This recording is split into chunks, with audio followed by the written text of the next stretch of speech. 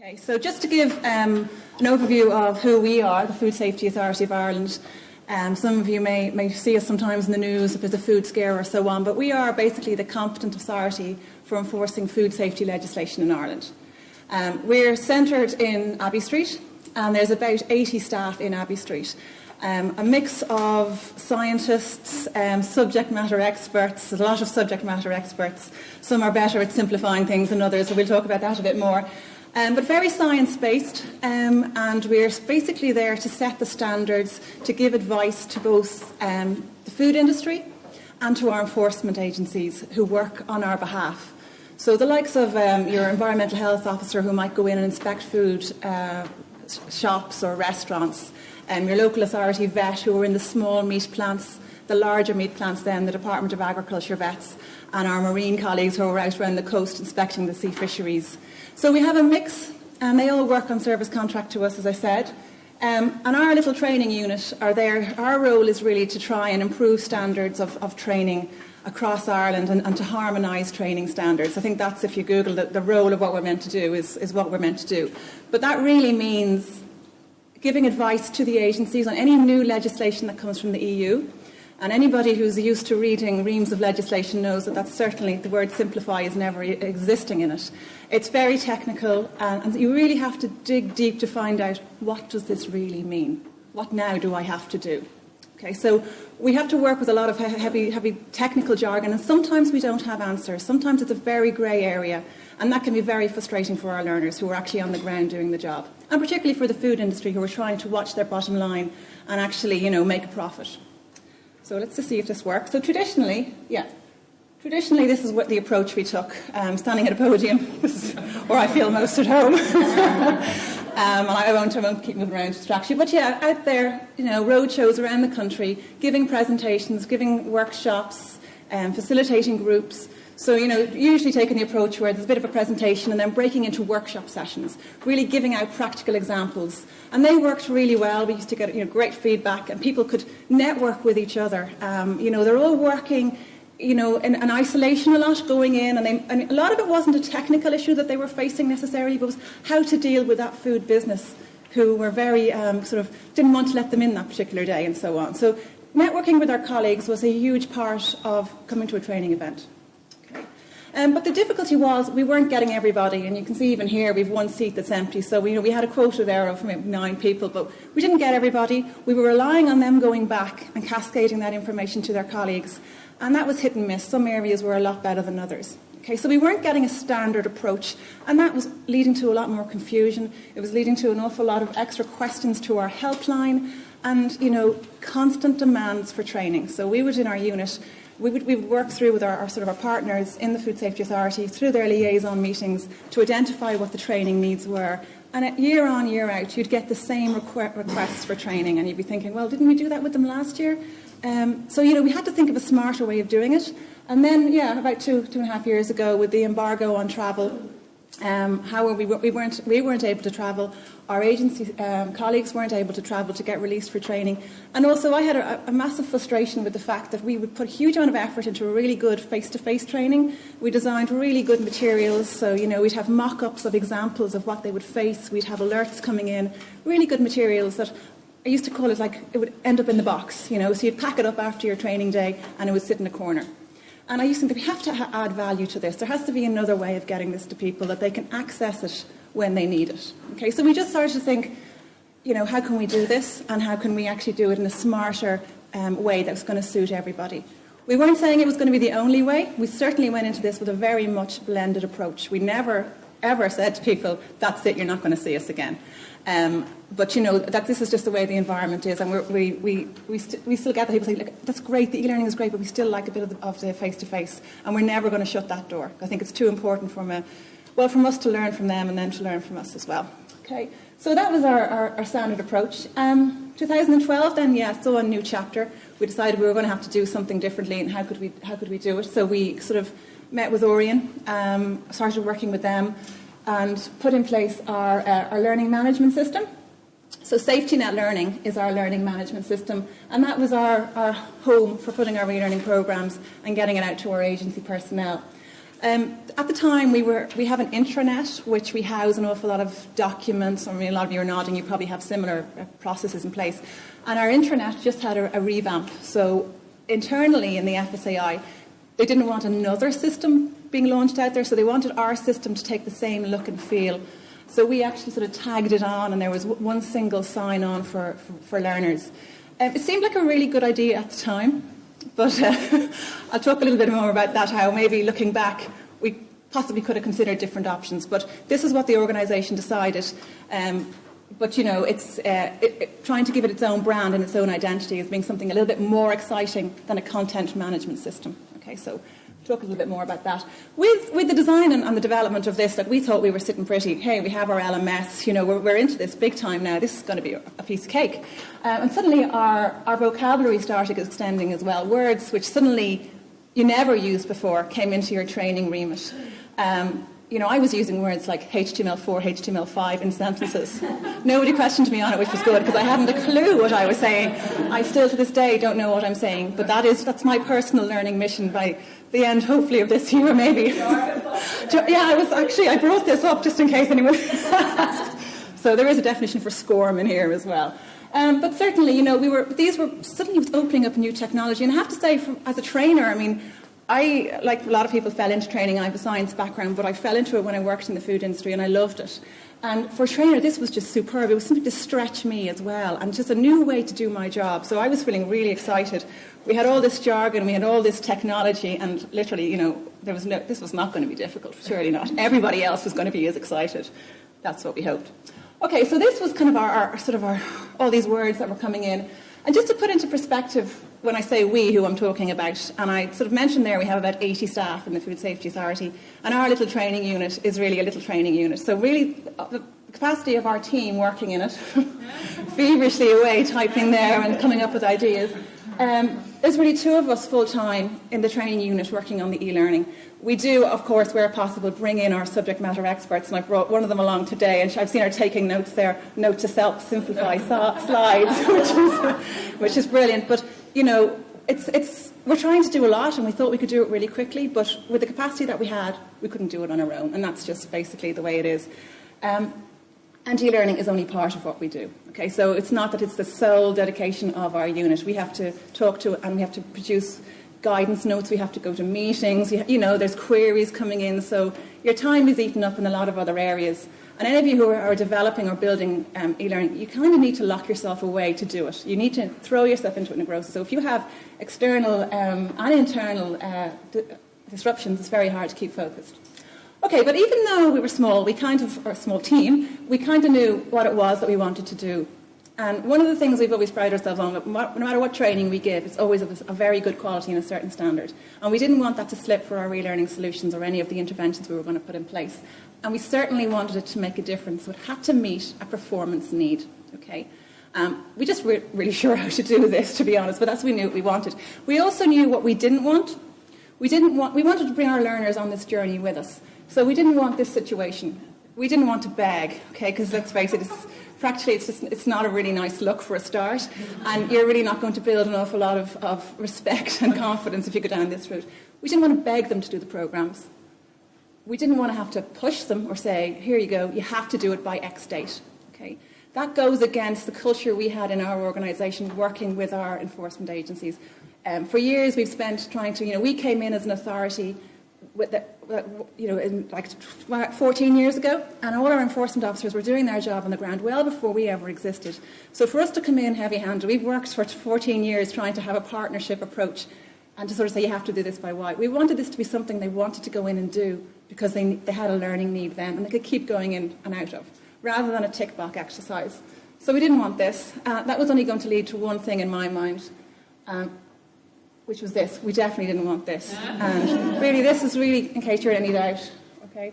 We didn't want to have frustration. We didn't want to turn people off. We didn't want to go to meetings to give updates and say, we've got this new module, and have those faces looking at us saying, yeah, well, we know what the last one was like. So we needed to make sure we did it right. I'm not saying we did, but we've certainly learned how to along the way, and we're still learning. Okay, but we knew what we wanted, and I think that's really important at the outset, that you have a very clear vision. And as Maureen said about having a strategy, that's something that will develop and evolve as you go through it. But you need to have a clear vision of what it is you want to achieve. And, I get very frustrated, and we get very frustrated in the team when we hear people say, just get it up there, get it done and finished. And yes, there is a time to draw a line, but there is a time to say, well, hang on, if we put that out there like that and we haven't got good instructional design and we haven't got, good usability and we haven't got good feedback from a pilot, that is just simply to say at the end of the year we'll be put up X amount of programs. Okay, it's not giving you a true indication of how well you've run your unit and delivered training. Okay, so we knew we didn't want our frustrated guy here. So really what we were looking for was motivational learning experiences. So motivational and memorable that learners wanted to do, and most importantly, will tell their colleagues about. Okay, so something that they were going to spread the word. In my experience with any new sort of interventions or creations, whatever it might be, word of mouth is the best marketing you'll ever have. And that really, you need to have key people who will go in and do the programs, find it good, and then will actually go and tell their colleagues. Okay, and we had an experience this week. We've just launched a nutrition labelling module on our LMS. For our inspectors, and we had a gentleman in Cork, one of our senior veterinary officer, who really, someone said, oh, he's one of the older guys. Now, I don't know what that means, but I think they're not that au fait with technology. They're out working in meat plants, but he emailed us in to tell us he did it. He found it really easy, really, really informative, and he's going to tell all his colleagues in West Cork to do it. So at least, we said, that's great. That's what we wanted. Okay, so in order to achieve this, we started on what I would say our e-learning curve. Okay, and we needed to sort of empty our heads of prior ways that we did things and rethink, sort of rewire our programming as to how we looked at designing things. So we started off on this learning curve. We chose Storyline, our authoring tool of choice, and we got good instructional design training working with Aurion. Just to be clear, this is web accessibility guideline training, in case anyone thinks that we're sort of putting ourselves out there to be a wife or girlfriend of a Premier League football star. And this is something that was new to us because it was fine for our learning management system. That was, something that was sort of kept within our intranet. But anything that we were putting for our the food industry on our website, all our e-learning had to meet web accessibility guidelines at level 2. And that was something that was very new to us. So we had to look at ways, and how are we going to achieve this? Is that interaction going to work?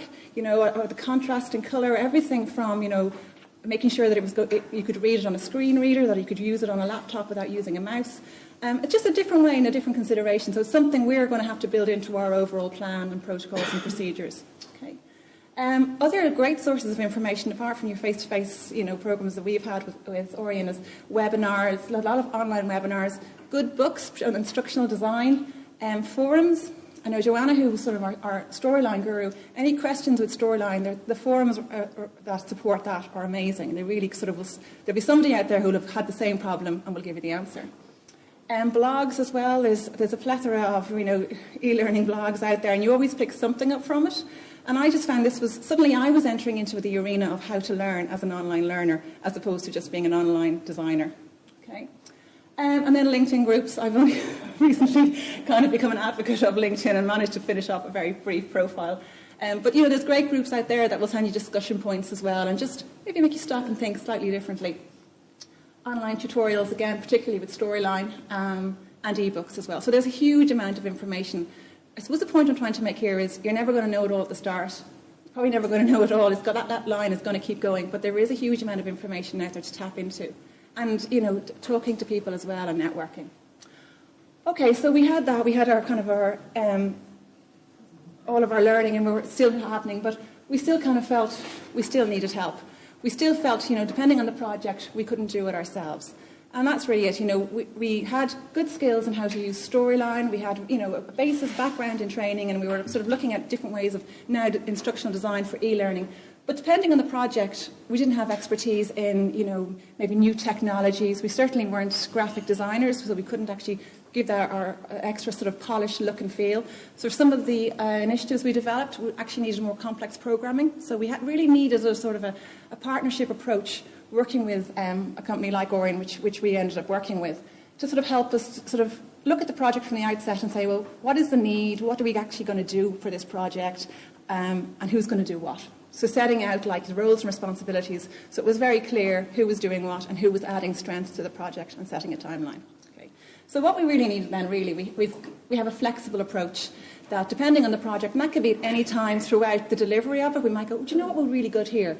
Who do we ring? So it was just like having an extra department that you could ring up and say, look, what do you think about this? Shall we do this? Or, would you be able to do that for us because we haven't got the time? So it made projects sort of turn around a lot quicker, and you learned as well in the process. So flexibility is great, but also with flexibility, and anyone who goes to the gym knows you also have to have some strength training as well. So in this sort of approach we wanted extra strength in terms of our capacity and our capacity building, extra strength in terms of the technologies that we could use and the sort of trends that were happening out there in the e-learning field.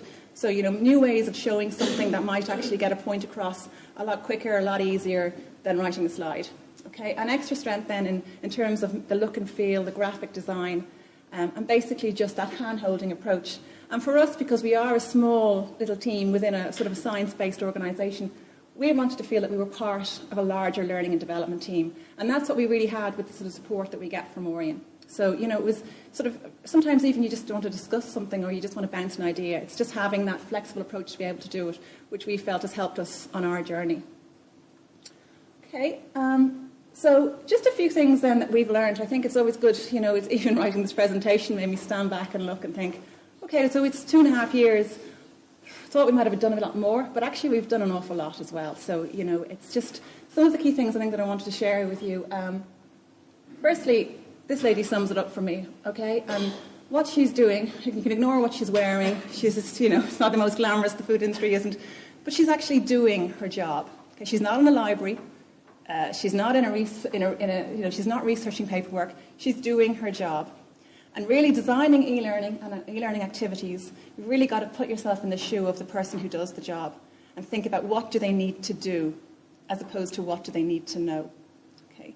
And then you can certainly, we felt, design an awful lot smarter real-life activities. The beauty of e-learning is to put people into the scenario in a safe environment that they can try out, that they can maybe get some really good feedback and go, okay, that's how I know I should do it. Now, easier said than done, depending on the complexity of the job, but it's to think about it in terms of actions as opposed to knowledge. And this is where really sitting down with subject matter experts, the first program we did was an additives program. I think we had, we just finished a roadshow, so we had a load of PowerPoint slides, and we were getting very excited with our first authoring tool that we were using. And we thought we did a pretty good job, but looking back, that really was a bit of a content dump. Okay, so we had too much information in there. And I think, when you're time poor and you're trying to fit this into your day job to do your learning, you really need to sort of just be told, it's like looking for a needle in a haystack. What is the bit that I really need? What's going to help me in that performance issue that I have on the job?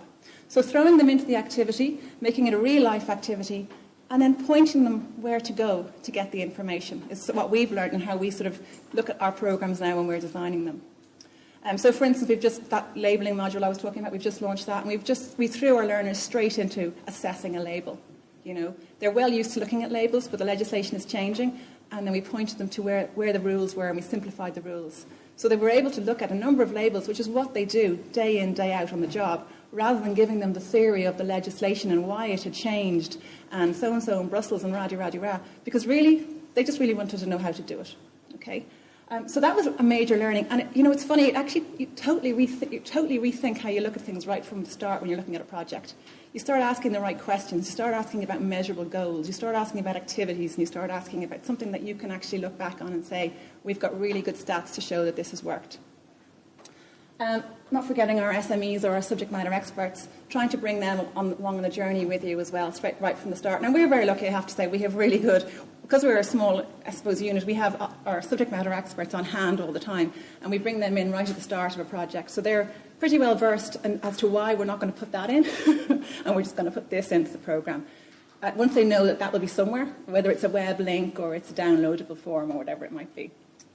Okay, and by having them on board, that they're the ones who are usually taking the phone calls, talking to people, and they can say, well, there's a resource. Another sort of, I suppose, key people we've also brought on and have piloted our programs with is our helpline staff, because they're the first port of call when a food business or an enforcement officer has a query. So if the helpline staff know that the program and they know what's in it, they're sort of almost like another little marketing team for us as well. Okay, just put this guy in because as we had kind of like a food theme today between ourselves and the Scottish baker, but unfortunately I think Alan's missing the. But this is Ollie, our chef, and he's baked a cake there, as you can see. Now, I wanted to show this. We don't know how he's baked that cake. He might have put different ingredients in. He might have left it in the oven for slightly different lengths of time and different temperatures. And really, the analogy I'm trying to draw here is there's more than one way to bake a cake, and there's more than one way to meet a learning need. Okay, so to really stand back and think, what is the learning need? Do they need a program, or how much information do they need to do this? And we found that sometimes it wasn't actually a training program they needed. It was maybe just a job aid or a checklist or sort of a tool that they could work through to give them the answer. So just to sort of think sort of laterally in terms of developing things, that when you actually break it down to what they actually need to do the job, sometimes it can just be a checklist. Okay? So don't sort of run down the road of automatically developing e-learning. And I think that goes for all training. A lot of us as training professionals feel that if you're churning out training program after training, you're keeping yourself in a job. But if it's not the right training and it's not meeting the need, you're going to be found out sometime. Okay, so that's just something I think, and particularly with the technologies and so on, there's so many different ways that you can actually meet that and display that information. This guy here then, I don't know if anyone remembers, this must be the 80s, Kevin Costner, Field of Dreams. Can anybody think of the key line I'm going to take from this one? Yeah, build it, come. If you build it, they will come. Now, this might work for a baseball field in Iowa, but it's not going to work for an LMS or an e-learning program. And certainly, we found that out as well. And there was that, you get so excited and you think, this is great, we've done it. Everyone's going to be so excited. You put it out there, and sometimes you're constantly going in, checking your reporting. No, there's no one in there yet. You're waking up in the middle of the night, setting your alarm, has anyone gone in? And actually, it doesn't happen. So this is where your strategy and your stakeholder buy-in is so important. So your strategy is setting your vision, but your sort of your protocols and your procedures as to how you're going to get people marketing this for you. And I have to be honest, we're learning this as we go, and we're sort of every project we do go, yeah, we should have had them involved before. But certainly at the start, having the key people, having some of your learners. Now, that depends maybe whether you have time as well, but the ideal world, we would like to have our learners in at the start, so they would be our advocates who would tell their colleagues when it goes live. The people who are managing, our contracts managers who manage our contracts with the agencies, we've now thought, they should be the ones who should have been on that pilot group as well, our helpline staff. What we find is as soon as we put anything on our website, we get immediate hits from the food industry, because they're the ones who look to us as kind of the gurus of telling them how to do their jobs. But it's trying to get our busy inspectors who are out there who, it's a cultural thing as well. They're so kind of comfortable with classroom training and to be honest, we've had a few technical issues along the way, like a lot of our regional offices where inspectors were in didn't even have the right versions of Internet Explorer to download. So video streaming, we went through nearly 3 or 4 months trying to get sanctioned for video streaming for one of the agencies. So there's a lot of things like that. So, but certainly Field of Dreams, Kevin Costner. You really need to think about how you're going to get people in there and making sure you have as many stakeholders involved, the piloting, the promotion, and so on. And then I just want to kind of the final thing to say here, and this is Bill Gates from Microsoft, which I'm sure we're all very aware. But he had a quote, now it's involving technology more than e-learning, I think, but he said that people often overestimate what they can do in 1 year, but underestimate what they can do in 10. And I think that's very true. Certainly when we started off 2.5 years ago, we thought we were going to have so much done so quickly. But it takes time to think through how you're doing it, your strategy, your processes, your protocols. And certainly now, 2.5 years into it, I feel now that we've got a much stronger hold in how we do things, how we're going to, and we certainly haven't done it perfectly, but looking forward, there's a lot of things like we can update our strategy, we can sort of make sure that we have our stakeholder engagement from senior management right down.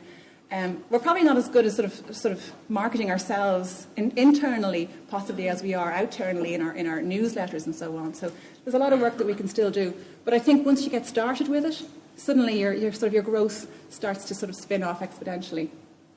So there's some of the things we've learned. I mean, there's an awful lot more, but I won't bore you with all of those.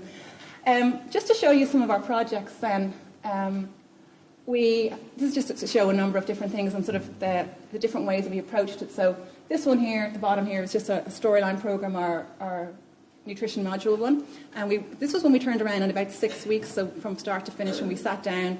we started with Aurion, we sort of scoped out. We knew we had the technical capacity in the subject matter. We also had the skills to build it. So Aurion helped us with designing the templates, coming up with the graphics, helping us with the instructional design input as well. So it was turned around pretty quickly, and something we could have done ourselves. We could do ourselves building it.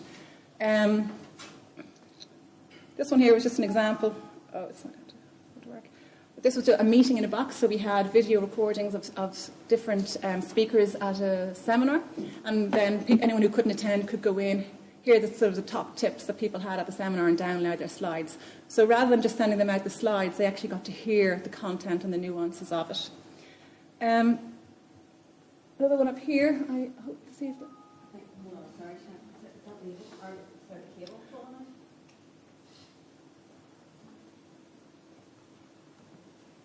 But this one with our little guy up there, this was an example of something that wasn't a training program. It was actually a job aid. And I'm not going to get into the specifics of plastic legislation because Anna will find me out that I'm doing it wrong. But basically, food contact materials, so any materials that come into contact with food, they're governed by legislation. And plastics particularly, so a lot of you are sitting there with plastic glasses in front of you. Plastics need to have what's called a declaration of compliance to prove that they're safe.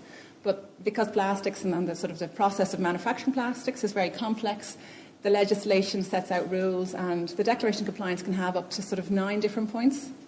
Yeah, 9 points. So, but not every type of plastic is going to need the 9 different points. So you almost have to ask yourself a load of questions to how is it made? Has it got a polymer? Has it got an additive? Is it part of Annex 3? So rather than trying to explain that to people in a training program, we actually built... Well, we kind of mapped it out and sent to Aurion what looked like a really elaborate tube map, and they built it for us. But it's really like a little kind of ready reckoner. You work your way through it, you answer the questions, and it prints out what should be on a DOC. So it gives you all of that information.